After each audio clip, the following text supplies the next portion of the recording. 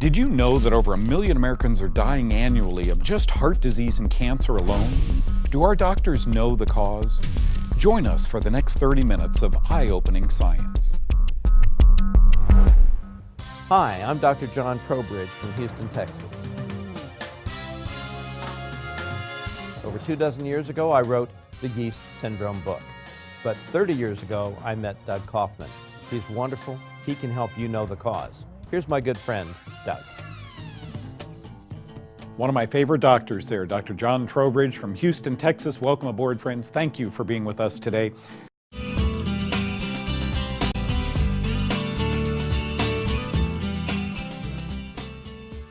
Surely you guys don't think fungus is everything. Joining me right now is a doctor whose book I read in 1986, Yes. 87, and he became one of my mentors. I was working at a hospital with Dr. David Weekley, Dr. Dennis Bodwin, and other doctors, and this book comes out. Remember, I'm the guy who thinks fungus is everything. I read through this book, and it's the first time he's talking about a species of fungi called yeast that don't just infect the vaginal tract, or don't just cause a little ringworm, or isn't jock itch or toenail fungus. He's talking about the brain and the hair and the kneecaps. Welcome aboard, Dr. Trowbridge. Thank you for coming in. Doug. Do you hear that often? I mean, you're still in the same building Yes. where I met you 30 Some plus years ago, ago. yes. Still practicing medicine out there in Houston. Yes. Oh, this is the doctor who thinks yeast is everything. Right. But I gotta tell you, the longer I'm at this, the more I believe your book was dead on. Well, just prove to me that I was wrong. You know, I tell patients, okay, well, let's just take care of that, let's take care of that. And I go, I know it sounds kind of arrogant, but it's not arrogant if I produce the results. Good point. Good point. Stay on this diet for a period of time. Exactly. Take some antifungal drugs. I want to see you in 2 weeks. Then we'll check your cholesterol again or your blood pressure. I don't even check the cholesterol. Do you know why? Because it's just a body defense mechanism. Get the body in shape, then you worry about what things are going on. All these people come in these cholesterol medications. Those are just toxic antifungal medications. Yeah. Do you still go to medical meetings? Oh, all the time. See, I would think a guy like you would be bored to tears. Oh, not at all. Hearing about the limbic system, the effect of synaptic transmission. I just read the other day, what was it? The CARD9 gene is what activates fungus. Wait a minute, fungus infects. Now they're trying to draw the gene pool into that for what? Drugs. Exactly. Well, I just went to a medical meeting. I was the first physician president of the International Academy of Biological Dentistry and Medicine. Really? And we just had our annual meeting in Houston. It was, without doubt, the best medical meeting I have ever been to. And it was wonderful because we talked about nitric oxide, we talked about inflammatory pathways and endothelial changes and such and such. Did you talk about thimerosal? No, of course not. These are, by the way, biological dentists are guys who pull these out, not because put we're them in. so far past that. We're now looking at physiologic corrections to the problems that we've created in dentistry and in medicine. Can we take a turn there? Sure. This is interesting. So many doctors I know couldn't fix the patient totally. These guys who understood deep medicine, physiological medicine, couldn't fix the patient even with antifungal drugs until they'd agreed to get their mercury amalgam out. Right. There's a group of doctors through the USA. They're called biological dentists. They're controversial. The other dentists in the building don't tend to like them because what they sink in, these guys pull out. That's sort of an understatement. He said don't like them. By the way, they're double gloved. Every piece of silver they inhale or touch has to be handled especially. They don't inhale it. This is so amazing to me. It's like chemotherapy. It is. The nurses are all gloved up and don't drop it. Well, just think though, what they did was put that in your mouth because it was the right thing to do. And in American dentistry, it's still the right thing to do. However, I'm glad to announce that we just had the World Mercury Treaty signed by all the nations that participated, and now that's coming home to the various nations to be implemented. Serious. To phase out the use of mercury in medicine. You're not teasing me. No, it Okay, just 'cause happened. I knew in Sweden, I knew in Germany, and some Right. other places they don't put amalgam No. in. They use porcelain or something like Right. that. Okay, Which is aluminum, incidentally, but that's all. Who's the brainchild of putting mercury inside children's mouths? Oh, actually, it's all an economic argument, okay? if you have kids with decay, well, first of all, you shouldn't have kids with decay, but you didn't get them to do proper brushing, and you didn't want them to brush after they ate all their sugar snacks, okay? What a deal. But it turns out that if they have decay, the quickest, simplest thing to do is to put mercury in. So Medicaid kids have to have mercury. Medicaid. Yes. So county funded, state funded, have to have. Exactly. Do we and get that's a just choice? the way people look at it. It's just cheap, quick, easy. Okay, I had all of mine pulled out many, many years ago Right. by a doc at Baylor, a friend of mine, and he put in porcelain, and Right. I've been fine. Didn't feel much different, but I expected I would because so many people tell me when they have their mercury amalgam out, Right. boy, do they become alert and sharp, Right. and their joints don't hurt, and so forth. It's not just amalgam, it's also the root canals. Yeah, root canals too. Exactly, because anytime we put something different in your mouth, we're in trouble. The thing is, you don't want to feel really different with a medical treatment because that means you were really on the edge. Hal Huggins wrote a book called "It's All in Your Heads." It's all in your heads.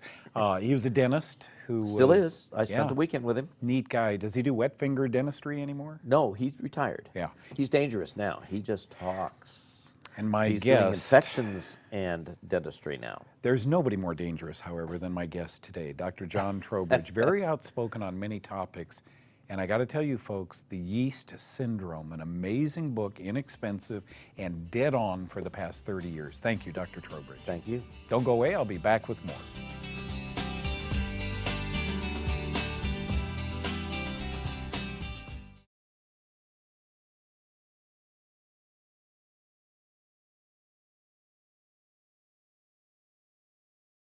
And welcome back. Thank you so much for joining us today. I am really honored. Dr. Lynn Jennings is here with me, and Dr. John Trowbridge, professor. We call Dr. John Trowbridge. Hair doctor, professor. Hair doctor, professor, yes, and Whitebeard.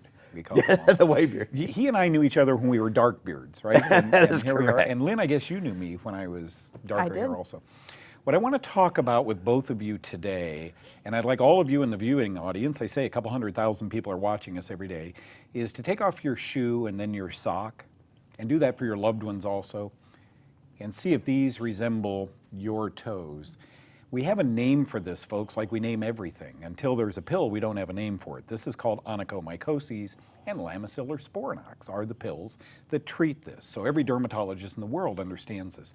I worked with a real prominent Johns Hopkins dermatologist for years here in Dallas, and he said, yeah, that's the name of the disease, that's right, and I just give them sporanox. I'm a little worried about it because it might hurt their liver. Dr. Jennings, localized growth, and I love what you said, yeah, it's there right on the there. toe. It's right there in front of you, there. yeah. Or maybe systemic involvement. It's systemic. That is the outward localized manifestation, but it's systemic. See, this scares me, and I'll tell you why. A lot of us, I'll never forget Dr. Patrick Quillen. Do you know him? Worked with the the Cancer Treatment Centers of America. He was their nutritionist. I told him, you're pulling down the wrong side of the sheet.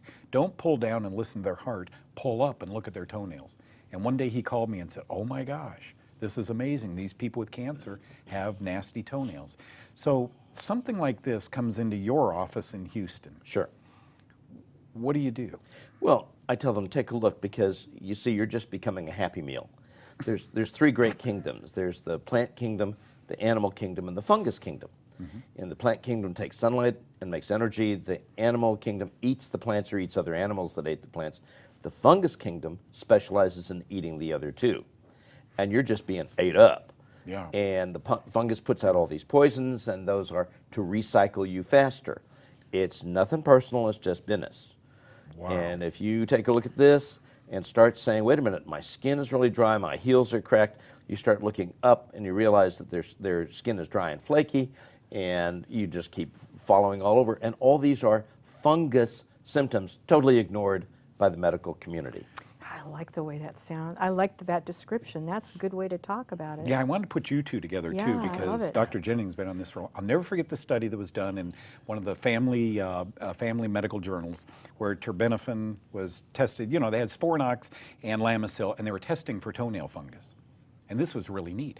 And at the end of the test, the footnote said, "Oh, by the way, there was a 40% reduction in cholesterol in both of these patients. You know, both." Nobody got it, folks. These are toeologists. I mean, all they study really is the toe and onychomycosis. That one, wow. You mean antifungal drugs take cholesterol and triglycerides down? Then what makes Cholesterol, we're told our liver does. What role does that play? Heart disease. I mean, Dr. A.V. Costantini, did you ever meet him? No. You know, I met him. He became one of my heroes also, but this guy wrote Atherosclerosis, Hope at Last. Right. He wrote, you know, cancer, breast cancer, Hope at Last. It's all about fungus. And now, is it fair to say when you see seriously sick patients in your practices, you too begin investigating or asking the right questions? Oh, absolutely, I'm sure. Absolutely, Th- yes. This is, you see, the problem is medicine is not tests. Medicine is questions and answers. The history will tell you more than anything. The exam finishes and confirms the history. Then the patient has to decide to get better. Wow, Gravity's Rainbow, written by Thomas Pynchon. In that book, he said if they can get you asking the wrong questions, they never have to provide a right answer. Welcome to the world of medicine today, folks. Wow, how long has your blood pressure been high? About 6 years. Not. Does stress make it high? Did you move into a new condominium that's leaking water that made it high? Can I see your toenails? Have I put you on 6 years of antibiotics? Could that be making? Fungus plays a role, as the yeast syndrome taught us, in darn near everything. And your book was really one of the first Absolutely. that opened my mind and my mouth simultaneously, because it didn't say this stuff grows in the vaginal tract. Right. It said, uh-oh, this could be causing numerous problems, including brain. Well, you know, it was first described by Orion Trust because he was on the medical service called to consult on a psychiatric patient and treats her yeast and gets called back later and she's got yeast again. But what he notices is her psychiatric condition improved during the course of the yeast treatment. Scratch your head, start asking the right questions, and that's where the missing diagnosis was found. This is a thrill for me today to bring all of this to you. So once again, we'll go back to where we started this. Take a look at your toes. Is that localized on your toes? Oh, Doug, only 2 or 3 of them are rotten. That isn't there, folks. That's here. And once you begin to starve that yeast on your toes and starve it here, wait till you see the other symptoms that begin disappearing. It's really so simple, but today we make it so complex. Thank you, Dr. Jennings. Thank you, Dr. Trowbridge. Don't go away, friends. I'll be right back with more. Take your socks off.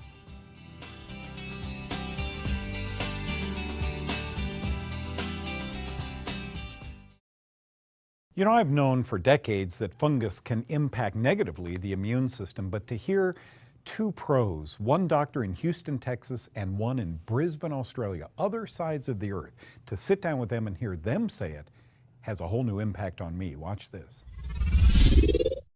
I'll guarantee you, every one of you watching this show right now has this. It's called an immune system, right? In varying degrees, you may have it. The one thing I've tried to teach you through the 13 years I've been on TV is fungus makes a byproduct, a poison called a mycotoxin, and guess what these are? Suppressants to the immune system. So if you've been on lots of alcohol, lots of antibiotics, lots of grains with mycotoxins in them, your immune system is like this. Joining me today, this is one great day. Dr. Greg Emerson from Brisbane, Australia, Dr. John Trowbridge from Houston, Texas, joining us today.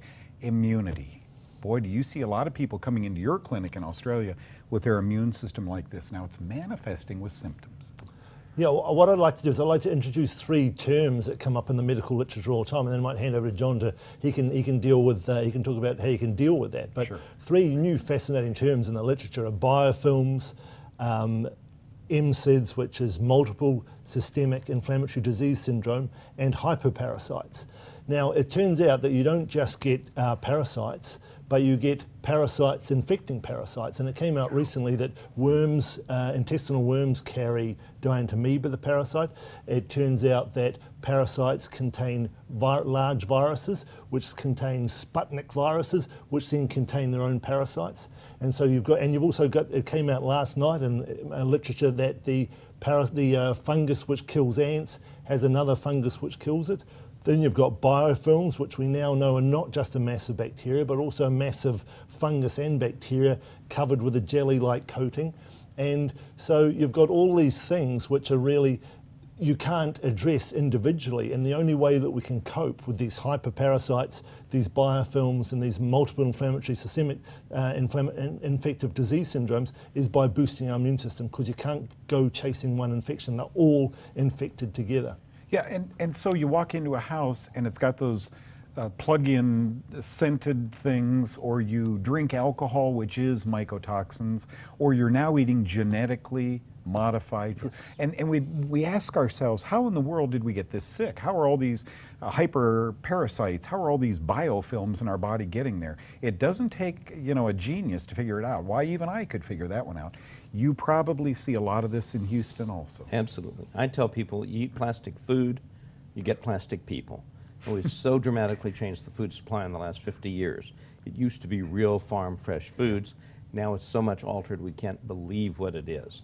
In fact, all it does is satisfy the calorie count. Yeah. I trained in immunology back in the 1960s, and I have played with that all along in my practice. And you know what? I don't make it complicated. The academic doctors make it complicated. But what you really do is go back to basics. Pasteur said it was the bug. Bernard, who was one of his colleagues, said it was the milieu, it was the environment.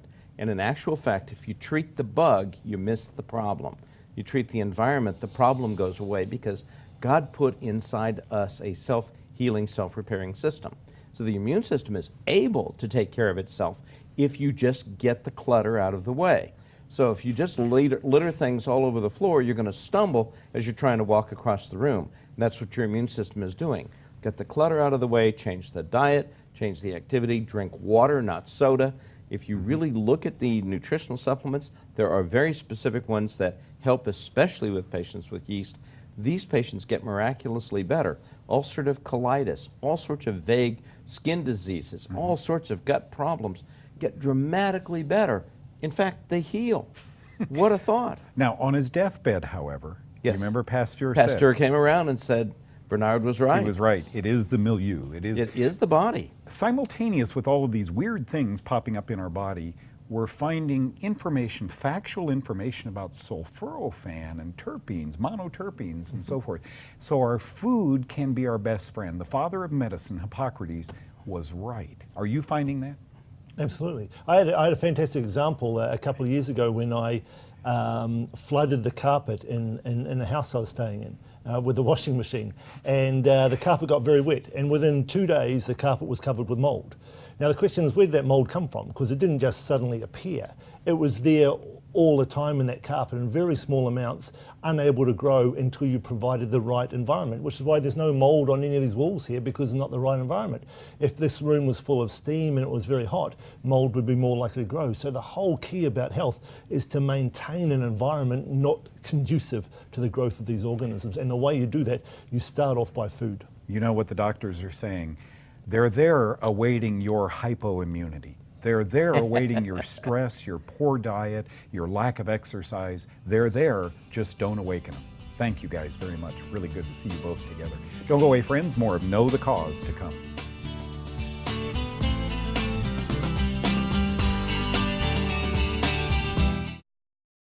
When a person has too many symptoms, we call it a disease. When a person has too many diseases, we call it a syndrome.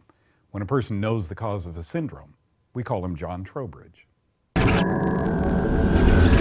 Syndrome X. You know, it's like X-rated movie. Syndrome R. Is there a Syndrome G? You know, Dr. Actually, John Trowbridge joins me right Not yet. now. There But that's a good idea. But Syndrome X, you know, isn't that just dark? Syndrome X sounds dark, and what it was is, I don't understand how to express this.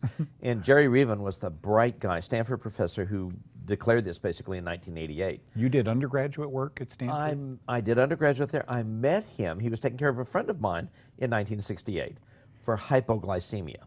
Now, that was the buzzword back then, okay? And I met him, as he was a young professor there, and he was curious because he couldn't find normal insulin levels. What they did was they found normal sugar levels, but the insulin levels were all over the map. It didn't make sense to him. And that's what started his inquiry.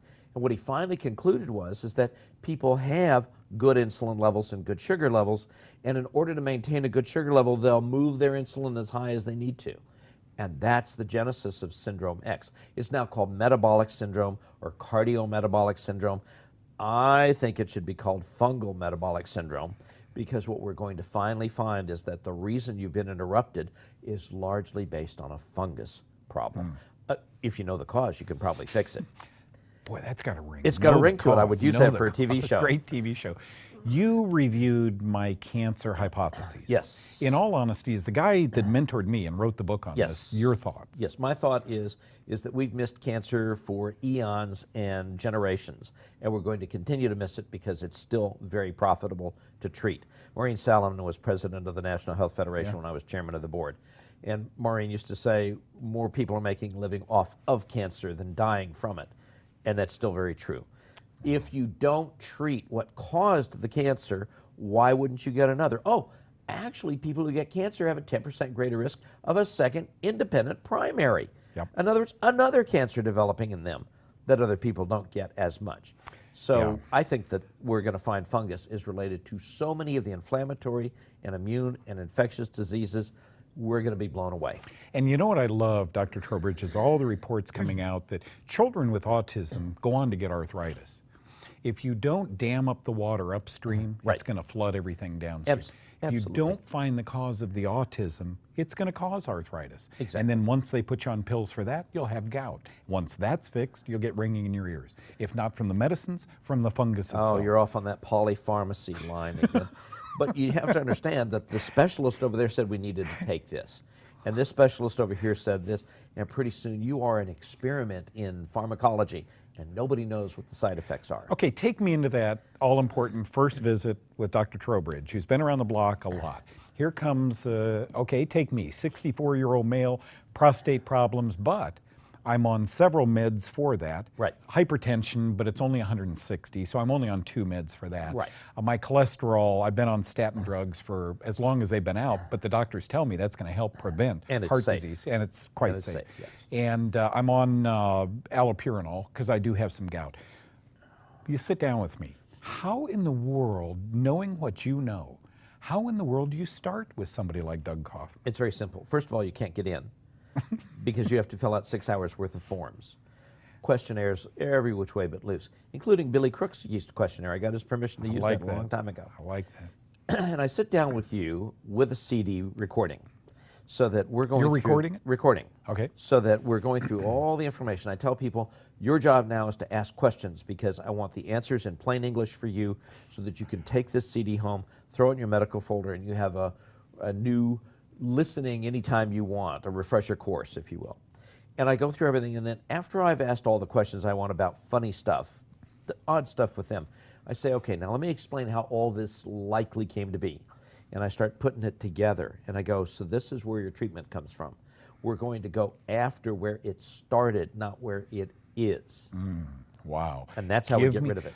Do you find that people who moved into an old home, who bought 20 antique books and they've been reading them, to people who have been on lots of antibiotics, but theirs were important because Well, they had to. They were infected. Exactly. They had chronic infections. Don't forget the cortisone for their little asthma every now. Thank you. Yes. And the gout, and now that darn same toe has bothered me because look at this, the toenail is eaten off. Is this kind of the stereotypical, when you begin explaining this to the patients, how many of them get it? Most of them, because we kind of require them to get a little bit smarter when they come in, most of them kind of get it, and they don't really want to do the treatment because the treatment starts with the diet. And if you don't do the diet, I will not treat you. It's very simple because I want to fix you, not just put more patches on. I love that. Unique thinker, out of the box, Dr. John Trowbridge. He wrote the book called The Yeast Syndrome many years ago, still true today. Dr. Trowbridge, you're one of my heroes. Thank you so much for enlightening my audience. Don't go away, friends. More of Know the Cause right around the corner.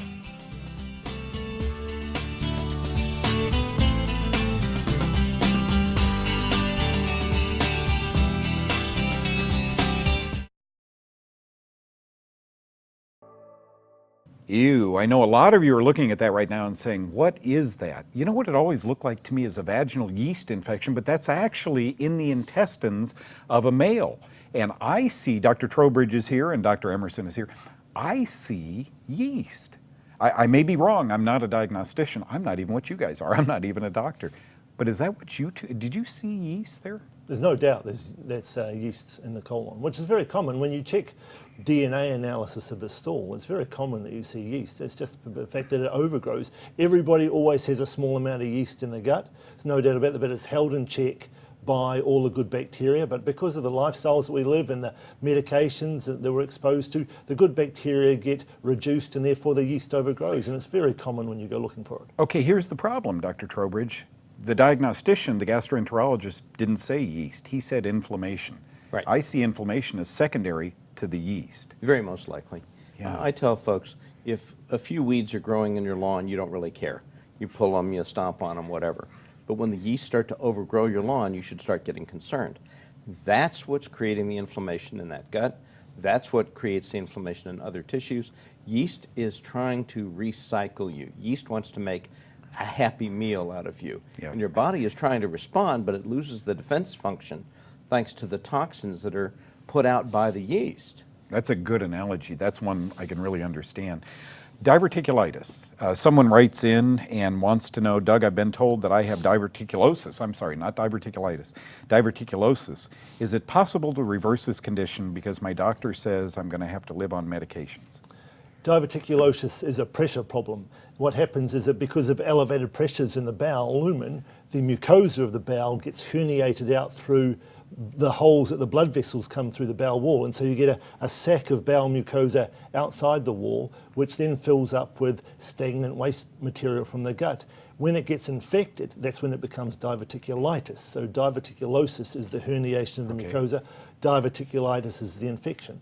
So if you can prevent diverticulosis in the first place happening by a good diet, keeping yeast and parasites out of your gut, avoiding foods you're sensitive to, that's the best option. But if you've already developed the herniations, then the best way to prevent them is to prevent infection is to keep the gut moving, keep pressures down in the gut so that you don't get the stagnation of the toxic waste products in the pockets. And you can use fibre and natural antifungals and eating the right diet to prevent the infection forming in the herniated mucosa. You know what always boggles my mind, both doctors? These are gastro-tummyologists. Yes.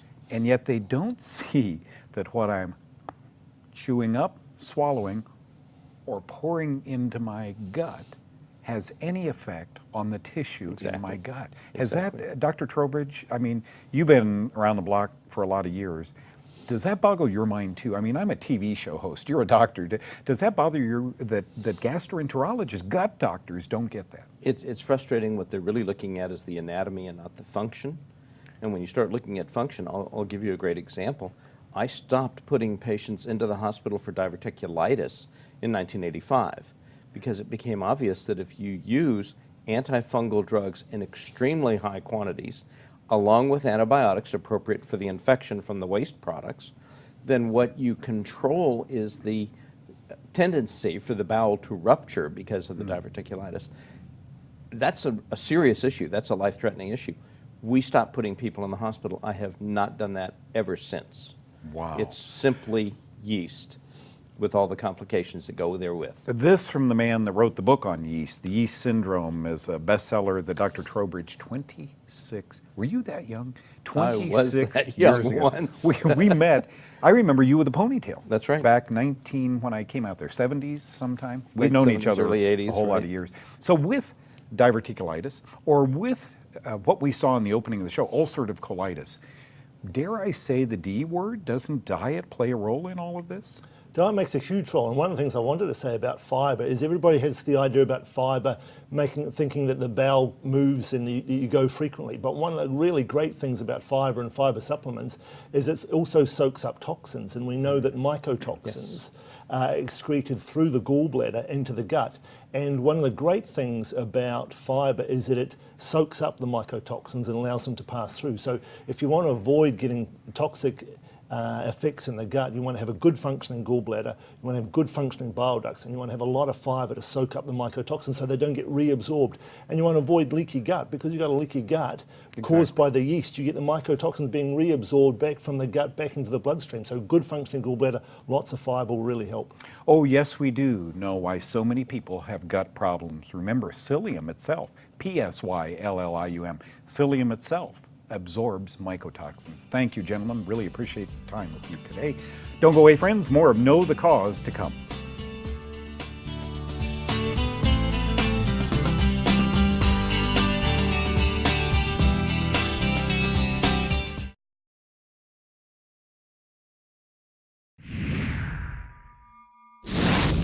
Do you know what a polysymptomatic person is? I didn't either. 30, 40 years ago, I was in the military working, and a doctor told me one time, we had a lady come to the hospital with an earache and arthritis, and he wrote down polysymptomatic, and I got it finally. Poly means many symptoms. Well, many of you watching this show right now have chronic fatigue syndrome. You've gained 30 pounds you didn't want. You have multiple chemical sensitivity. You can't go in a grocery store with fluorescent lights or you get sick. And you took a shower today and you're washing under your arm and you felt a lump and you're wondering, what's happening to my health? We have two real pros here today from other ends of the earth, which is great. Brisbane, Australia is Dr. Greg Emerson, and Houston, Texas is Dr. John Trowbridge. Thank you for coming in, guys. Dr. Trowbridge, I'm going to start with you because I've been to your clinic on a few occasions. If you've had one patient like that, you've had 1,000 like that. What do you tell them? It's very simple. What they've got is that they're just generally failing. And they're generally failing for some very basic reasons. And if you take a look at different systems, either the immune system, the gut, the brain, the circulation, whatever, you have basic chemical processes happening in each of these areas. And so if you have an interruption to one of those chemical processes, it doesn't show up just in one spot, it shows up across the board. It's like playing chess with 8 levels of chessboards, okay? The knight can end up over here, over here, over here, or up here, over there, and very quickly can be across. So what is frustrating to these people is they want everything to get better. But your body has its own defined plan about getting better. It's going to repair those chemical reactions in this system first and that system next and so on, regardless of what you're trying. But all of those have root causes. You know, you talk about know the cause. Really find out what's going on. Don't hop on the medical merry-go-round. Yep. And so many times, Dr. Emerson, the patient will see the psychiatrist in the morning, the gastroenterologist, the bone doctor. They have all their ologists lined up, took a day off work just to meet all these people. And those 7 people never had lunch together. Those doctors don't know what's wrong with that patient. To wit, this pill, this pill, this pill. America is hearing the drug ads and they're wanting a drug. They really want something to erase, okay, can you give me one from the waist up and then one from the waist down? But what you two profess, and part of the reason I love you guys, is because you're helping so many people. You're saying, it's not on me. I can be your educator, I can give you the books and give you the information. You're the one that has to go home and do it. Where would you start with a person like that? It can range from being very simple to incredibly complex. I mean, 10 years ago, you never heard of the concept of multiple chemical sensitive syndrome, but it's very common now. And you get people coming in who can't tolerate homeopathic medicine, can't tolerate small amounts of minerals, and they react to everything in the environment. And sometimes that's really easy. Sometimes it's just dietary changes and mycotoxins, and because mycotoxins sensitize you. But it has become, there is a small percentage where it becomes very difficult, and you have to look at so many different areas of their health, which is why the single disciplinary prescription system doesn't work, because you have to look at the hormones, you have to look at infections. We now have a thing called multiple systemic infectious disease syndrome, because we're all full of yeast and Lyme disease and parasites, and you have to address that. Then you've got all the genetic stuff to look at, and sometimes if you don't methylate in the body properly, if you don't methylate properly, you don't get rid of toxins, and therefore you build up toxins. And if the sulfation pathways in the body don't work properly, you can't get rid of toxins. And we know that candida, that if you don't methylate, you can't get rid of fungus properly. So it can range from being very easy diet change, phase 1 diet, nystatin, diflucan, up to very complicated where you're looking at hormones and genetics as well. The thing that people have to understand is, if you're not going to use the single discipline drug prescription paradigm, then you have to have some patience, because it does take a long time to address all of those factors, and it requires people to do it. I can't fix people, I can teach them how to fix themselves. Do you find that each one of the patients represents a thumbprint? They're all different. Absolutely. And what Greg says is very simple. We don't fix anybody. We lay out the program so that they can hop into the environment, learn the lifestyle. And I tell patients the most important thing I do is educate you, because long after you're not seeing me anymore, you'll be able to take care of yourself by knowing intuitively these are the right choices to be making. You know, it's very, very common for me as I travel throughout life and the years go on to stop in a little restaurant with a friend and have a cup of coffee and maybe eat a little bit of bread. And the next morning know, when my head is throbbing or I have a little palsy in my hand, exactly why I induce that, not a doctor. These guys can fix it. Most doctors I'm worried about, but these guys can fix it. But you can also fix it. Don't go away. More of Know the Cause to come.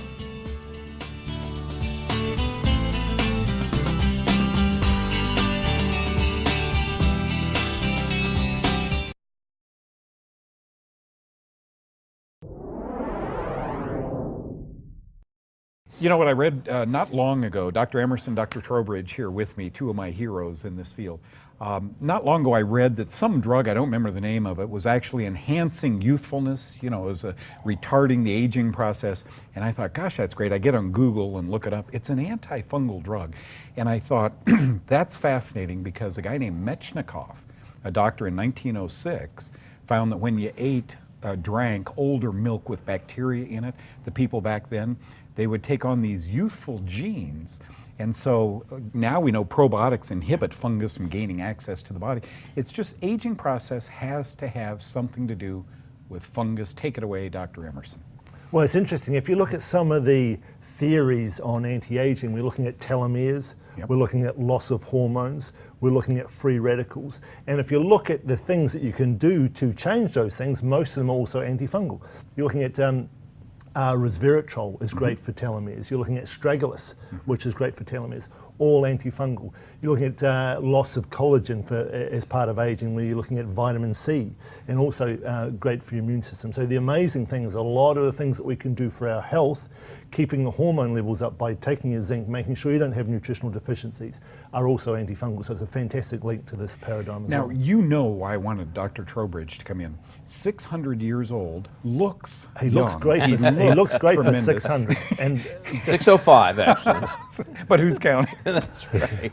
Methuselah Trowbridge is here with us today. Thank you so much for coming in also. Sure. You certainly have, you're not close to John Trowbridge like we're sitting here looking at him, but at dinner last night, you can't help but notice if he'd shaved all his facial hair, he'd really look to be in his 30s or 40s, and yet you're 65? 65. And you really look good. What do you know that we don't? It's very simple. Aging is a disease that happens one day at a time. Now, we think of diseases and somehow something strikes you. You know, you're walking under a tree, it falls down on you, and now you need to see that kind of particular doctor. And then you hop on the medical merry-go-round and you get to see all the different specialists because they don't take care of that other thing that dropped on you. In actual fact, it is the milieu, it is the body as a totality. And there's a new field called epigenetics. And the idea is, you know, you get your genes and that's sort of what you're stuck with for life. But epigenetics is the whole way in which you can turn them on or turn them off. You can turn on whole sets of genes by the pomegranate, by the zinc, by the iodine, by the vitamin D, and so on. All the things that come in our foods. You know, God said these are your foods, these are for your life. And in actual fact, what we do is we eat burgers and cheese and fries and GMO, supersized soda, Cokes and soda. whatever. And what we think we're eating is something that's for the epigenetics, for improving the aging patterns in our lives. Because you have to remember, aging is an immune system that defends you against getting ill, a repair system that keeps putting you back together, an inflammation system that suppresses things that are trying to tear you apart. These are all very basic, and they all come down to your gut, which comes back to yeast. Yeah, and thank you for that. I mean, that's how we started this segment. Now, right back over here to Dr. Emerson, because he and Emma have done something different. They have a farm. They have 50 acres, and I've seen pictures, and they got chickens and eggs and animals and beets and food that they're growing out there. And I don't know how old you are, but you really, really look good. I've known you 4 years or so, and you've gotten younger, I think, in those 4 years. Another doctor that understands the milieu, that understands yeast problems as they might contribute. You ever see a really, really sick person who's got a systemic fungal infection? They look much older than their years. So diet plays a role in all this. Absolutely. One of the things I learned a long time ago, a good paradigm, was that success leaves clues. Success leaves clues. Yep. So if you want to be successful, you look at people, the giants who've gone before you. And if you look at the oldest living populations in the world, one of the things that you certainly see, they have a very close association with the land. And I love some Native American quotes, and I was fortunate enough to sit next to a man who was 3/4 Apache, a lawyer who was 3/4 Apache Indian on my flight here, and we had a great conversation about living close to the land, which is one of the reasons I've moved to a farm to take control of my own food. But you look at some of the longest living people, the foods that they talk about, they eat all the time, they talk about olive oil, they talk about raw cacao, they talk about garlic. So living close to the earth and having all of these very, very natural foods are some of the keys to a very long, successful, happy life. And we talked about diet being important, but perhaps even more important is thoughts. Because if you're eating a really good diet, but you're miserable and unhappy, it doesn't matter how well you eat. So it's very important that you take responsibility for your thoughts as well. So if you're one of those people, you see rapid aging advancements occurring in folks, understand this. If you always do what you've always done, you'll always get what you've always gotten. Change is in the wind. Thank you both very much. Don't go away, friends. I'll be right back with more.